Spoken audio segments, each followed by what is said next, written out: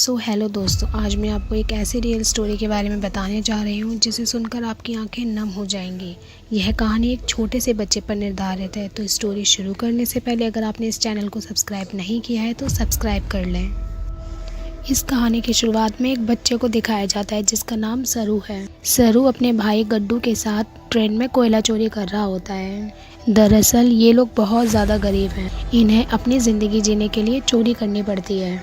ये दोनों ट्रेन से बहुत सारा कोयला चोरी करते हैं और उसे बेचने के लिए एक दुकान पर जाते हैं और उसी दुकान में जलेबियाँ भी बन रही होती हैं। तभी सरू अपने भाई से कहता है कि मुझे जलेबी खानी है, क्योंकि गुड्डू के पास इतने पैसे नहीं है कि वह अपने छोटे भाई को जलेबियाँ खिला सके।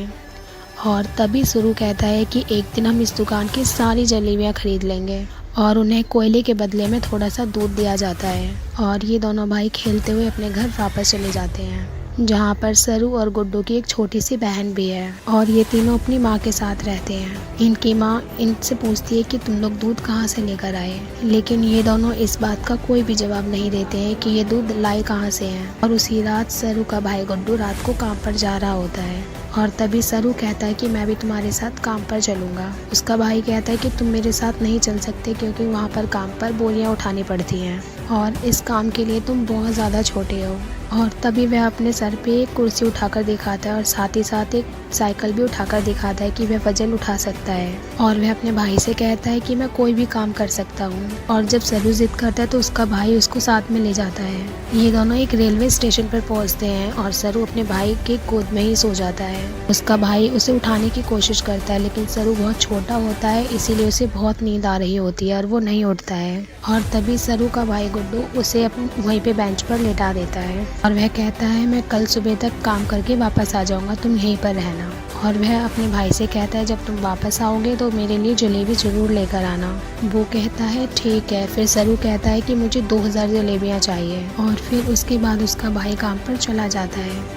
और कुछ ही देर बाद जब रात और भी ज़्यादा गहरी हो जाती है, स्टेशन पूरी तरह से खाली हो जाता है। इस पूरे स्टेशन में कोई भी नहीं होता है और इस पूरे स्टेशन पर एक ही बच्चा होता है, वो होता है सरू। और वो वहीं पे एक प्लेटफॉर्म पर खड़ी ट्रेन में जाकर बैठ जाता है और कुछ ही देर बाद उसे नींद आ जाती है। जब सुबह उसकी नींद खुलती है तो वो ट्रेन चल रही होती है। वो बहुत ज़्यादा देखकर घबरा जाता है, ट्रेन के चारों तरफ भागता है और वो अपने भाई को आवाज़ भी देता है, बहुत चिल्लाता है। और साथ ही साथ वह ट्रेन के दरवाजे भी खोलने की कोशिश करता है, लेकिन दरवाजे पूरी तरह से लॉक्ड होते हैं। इसीलिए ट्रेन के कई बार रुकने के बाद भी वह ट्रेन से बाहर नहीं निकल पाता है। ट्रेन की बुग्गी पूरी तरह से खाली है। सरू भूखा प्यासा इस ट्रेन में पूरी तरह से फंस चुका है और उस दिन का सफ़र पूरा करने के बाद ट्रेन कलकत्ता वेस्ट बंगाल पहुंच जाती है, यानी कि सरू के घर से पूरे 1600 किलोमीटर दूर। सरू मध्य प्रदेश के खांडवा डिस्ट्रिक्ट से था और अब वह कोलकाता में पहुंच जाता है। वह उस स्टेशन पर उतरता है जहां पर बहुत ज़्यादा भीड़ होती है। वह टिकट काउंटर पे जाता है और वह कहता है कि मुझे अपने घर जाना है, पर यहाँ सब बंगाली में बात कर रहे होते तो उसे कुछ भी समझ में नहीं आता है। वह वहीं स्टेशन पर बैठे अपने जैसे कुछ बच्चों के साथ बैठ जाता है जिनके पास कोई भी घर नहीं होता। और कुछ ही देर बाद वहाँ पर कुछ लोग आते हैं जो इन बच्चों को उठाकर अपने साथ ले जाते हैं और सरू वहाँ से किसी भी तरह से भाग जाता है। और वह इस बार दोबारा इस बहुत बड़े शहर में बिल्कुल रात को अकेला है। उसको बहुत भूख और प्यास भी लगी होती है और वहीं उसे एक मंदिर दिखता है। वह देवी माता की मूर्ति को नमन करता है और देवी माता के चरणों में जो प्रसाद होता है वह उस प्रसाद को खा लेता है। और अगली सुबह सरू ट्रेन ट्रैक पर चल रहा होता है क्योंकि उसे अपने घर जाना होता है। और तभी एक वहाँ पर औरत आती है जिसका नाम नूर होता है। वह सरू से पूछती है कि तुम्हारा घर कहाँ है और वह कहता है कि गणेश स्थल है। वह एक इतना छोटा सा गांव है जिसके बारे में कोई नहीं जानता। और तभी नूर उसको अपने घर ले जाती है और खाना खिलाती है और वह उसे नहलाती है और बोलती है कि कल सुबह एक आदमी आएगा जो तुम्हारी मदद करेगा। और अगली सुबह वहाँ पर एक रामा नाम का आदमी आता है। वह सरू की पूरी बॉडी चेक करता है और वह नूर को धीरे से कहता है कि तुमने बहुत अच्छे से काम किया है और उन्हें ऐसे ही लड़की की तलाश थी। सरू को उन पर थोड़ा सा शक हो जाता है, इसीलिए वह मौका देखकर इस घर को छोड़कर भाग जाता है। सरू कई दिन वहाँ पर हावड़ा ब्रिज के पास गुजारता है और उसे हमेशा अपनी मम्मी की याद आती है कि किस तरह से उसकी मम्मी पत्थर तोड़ा करती थी। सरू अपनी मम्मी को बहुत प्यार करता है, लेकिन अब वह यहाँ से 1600 किलोमीटर दूर है, जिसके बारे में सरू को कुछ भी नहीं पता।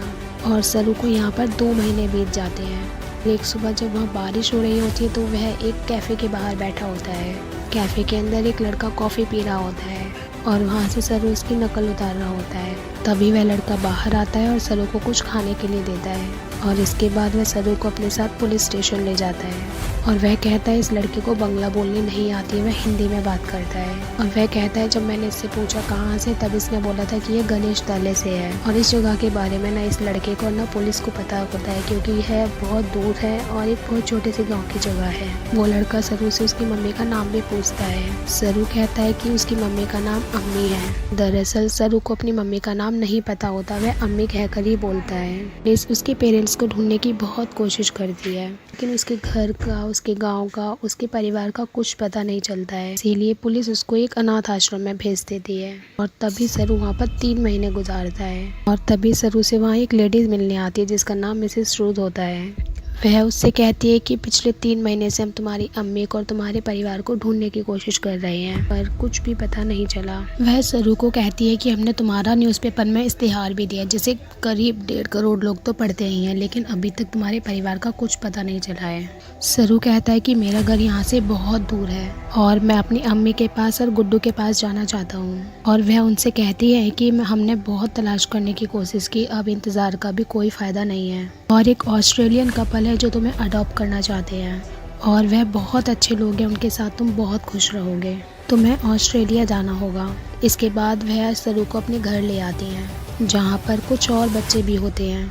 वह उन सभी बच्चों को इंग्लिश के वर्ड्स और मैनर्स सिखाती हैं और अब सरू को ऑस्ट्रेलिया भेज दिया जाता है।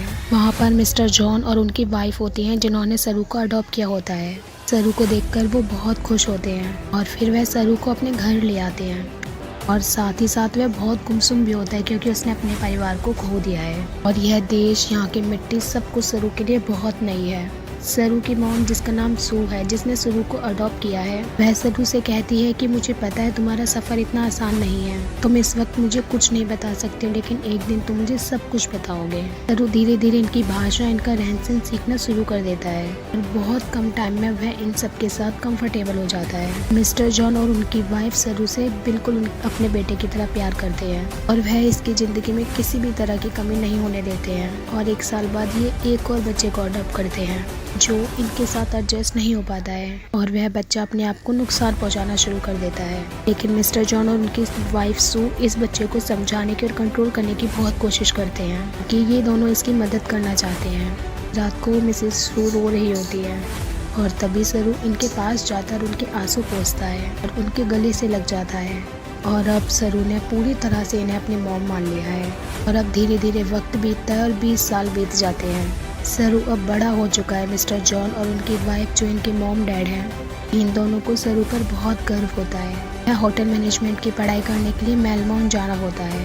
वह अपने उस भाई से भी मिलता है जिसे उसकी मॉम और डैड ने उसके बाद अडॉप्ट किया था, लेकिन ये दोनों एक दूसरे को बिल्कुल पसंद नहीं करते हैं। सरू अब मैनेजमेंट स्कूल में इंट्रोडक्टिंग की क्लास में पहुंच जाता है जहां पर सब अपने बारे में बताते हैं। वह बताता है कि वह अपना एक होटल खोलना चाहता है। वह साथ में यह भी बताता है कि वह कलकत्ता से है। उसके बाद वहाँ पर जितने भी स्टूडेंट होते हैं वह एक हाउस पार्टी रखते हैं। यहाँ पर सरू भी जाता है। यहाँ पर बहुत सारे इंडियन स्टूडेंट्स भी होते हैं, इसलिए यहाँ पर खाने में बहुत सारा इंडियन फूड होता है। और वहाँ पर जब सरू जलेबियाँ देखता है तो उसे बचपन की याद आ जाती है जब उसने अपने भाई गुड्डू को जलेबी खाने के लिए कहा था।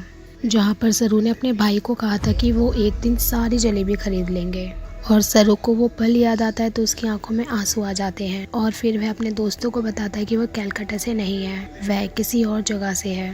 वह कहता है कि बचपन में वह खो गया था, एक ट्रेन में बैठ गया था, जहाँ पर वह ट्रेन रुकी वह कलकत्ता था। यहाँ पर एक दोस्त उससे पूछता है कि वह ट्रेन में कितने दिन तक था और फिर सरू कहता है कि 2-3 दिन तक और फिर वह लड़का उसके गाँव का नाम पूछता है और फिर सरू कहता है कि गणेश तले। और अब सरू को ये भी नहीं पता कि वह अपने गांव का नाम अच्छे से प्रोनाउंस कर पा रहा है या नहीं, क्योंकि उसे अब हिंदी बोलनी नहीं आती और अब वह सिर्फ इंग्लिश बोल सकता है। वहाँ से एक लड़का बोलता है कि कलकत्ता के एक हावड़ा ब्रिज से जहाँ पर तुम पहुँचे थे और वापस जाएं तो हम शायद तुम्हारे गांव तक पहुंच सकते हैं। यहाँ पर एक लड़की गूगल अर्थ के बारे में बताती है। वह कहती है कि गूगल अर्थ के सहारे तुम दुनिया के किसी भी हिस्से को ढूंढ सकते हो। और फिर सरू इस बारे में बात करने से ज़्यादा मना कर देता है और फिर इसके बाद यह पार्टी से निकल जाते हैं। सरू के साथ एक लड़की भी होती है जिसका नाम लूसी होता है और ये दोनों एक दूसरे की तरफ अट्रैक्टिव होते हैं। इसीलिए एक रात को ये दोनों एक दूसरे के बहुत क्लोज हो जाते हैं। और अगली सुबह जब सरू उठता है तो उसे अपने पेरेंट्स की, अपने घर की, अपने गाँव की बहुत याद आती है। और फिर उसे समझ आता है कि उसके खो जाने के बाद उसका परिवार, उसके भाई बहन, उसकी मॉम कितनी परेशान हो रही होंगी। इसीलिए वह गूगल अर्थ एप्लीकेशन के जरिए अपने गाँव को ढूंढने की कोशिश करता है। वह साथ ही साथ स्पीड और टाइम को कैलकुलेट करता है। वह हर तरह से अपने गांव गणेश तले को ढूंढने की कोशिश करता है। उसकी सारी कोशिश पूरी तरह से बेकार रहती है। धीरे धीरे वक्त बीतता है और 3 साल बीत जाते हैं। उसी का और सरू का रिश्ता अब और भी ज़्यादा गहरा हो चुका है। सरू आज भी अपने परिवार के लिए बहुत परेशान है। उसे कई बार अपने भाई की छवि दिखती है। उसे ऐसा लगता है कि उसका भाई कह रहा है कि उसे घर जाना चाहिए। सरू अपने परिवार की यादों में उन्हें इतना ज़्यादा ढूंढने में खोया होता है। वह धीरे धीरे लूसी से अलग हो जाता है। लूसी से कहता है कि तुम मुझसे ज़्यादा बेटर इंसान डिजर्व करती हो। फिर लूसी और सरू अलग हो जाते हैं। कई दिनों बाद जब सरू लूसी को देखता है, वह उससे बात करता है। वह लूसी से कहता है कि वह उसे बहुत मिस करता है। इसके बाद ये दोनों फिर एक दूसरे के बहुत क्लोज हो जाते हैं। लूसी सरू से कहती है कि तुम्हें अपनी मॉम के पास जाना चाहिए, उन्हें तुम्हारी ज़रूरत है। सरू अपनी मॉम के पास जाता है जिनकी तबीयत ख़राब होती है। सरू को आज तक ये लगता था कि उसकी मॉम ने उसे इसलिए अडॉप्ट किया कि वो कभी माँ नहीं बन सकती थी। उसकी माँ सू उसे बताती है कि वह माँ बन सकती थी। मैंने और तुम्हारे डैड जॉन ने यह डिसाइड किया, हम 2 बच्चों को अडॉप्ट करेंगे और उनकी लाइफ बनाएंगे। इस दुनिया में बहुत सारे ऐसे बच्चे हैं जिन्हें बहुत सारी चीज़ों की ज़रूरत है। माँ बाप की और परिवार की ज़रूरत है। वह सरू को अपने बचपन का एक एक्सपीरियंस भी बताते हैं। कहती है कि उसके डैड बहुत अल्कोहल पीते थे और वह एक अच्छे इंसान नहीं थे। बहुत अकेले अकेले रहती थी और एक दिन जब मैं अपने घर के पीछे गई, मैं चाहती थी कि धरती मुझे निगल ले। तभी मुझे खेत के पीछे एक बच्चा देखा जिसकी ब्राउन स्किन थी। अगले पल वह बच्चा मेरे साइड में खड़ा था। उस पल मुझे एहसास हो गया था कि मेरी ज़िंदगी में सब कुछ ठीक हो गया है। फिर तुम और तुम्हारा भाई मेरी ज़िंदगी में आए। अब तुम मुझसे बात नहीं करते, मुझे तुम्हारी ज़रूरत है।